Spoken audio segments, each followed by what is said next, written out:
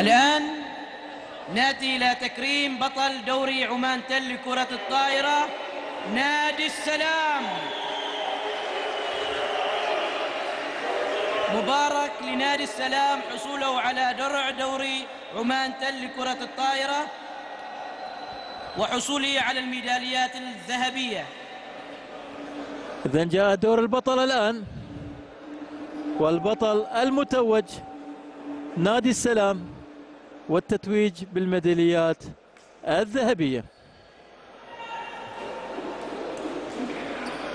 الطاقم الإداري يتقدم المتوجين.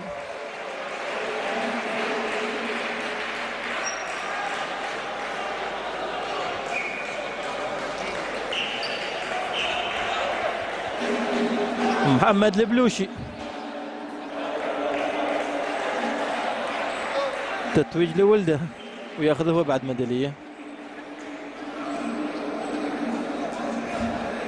زيادة الخير خيرين. الطاقم الإداري أيضا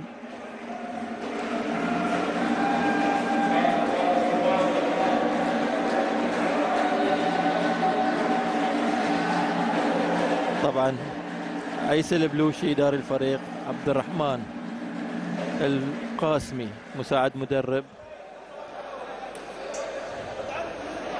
علي خلفان مساعد مدرب آخر، وهذا جمال المعمري مدرب الفريق.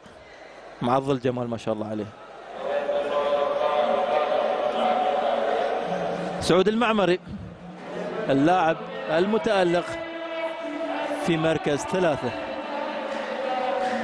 ليبرو الفريق هلال سالم البطاش. عماد علي السعدي. سامي الحديدي المتألق في حائط الصد. خالد ناصر المقبالي وشباب الفريق والتتويج.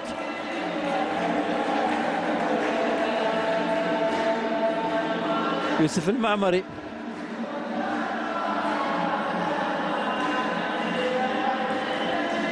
سليمان،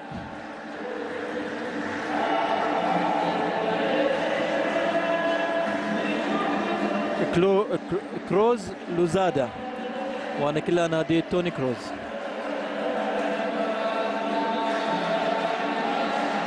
الكولومبي المحترف. درع دوري عمان تل لنادي السلام، تسليم درع دوري الدرجة الأولى، تسليم درع الدرجة الأولى إلى نادي السلام، بطل دوري الدرجة الأولى للموسم 2017-2018.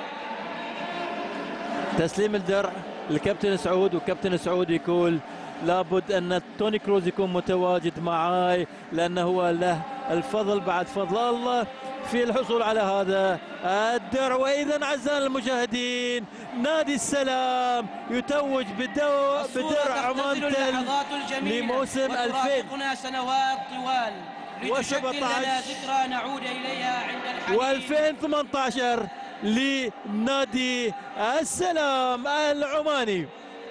إذن أعزائي المشاهدين صورة تذكارية لنادي السلام مع راعي الحفل والاحتفالية لنادي السلام، وأترككم مع لقطات الاحتفالية لنادي السلام، وإلى أن نلتقي في مباريات أخرى. هذا نادر فرج يسلم عليكم ويحييكم بأجمل تحية، والسلام عليكم ورحمة الله وبركاته.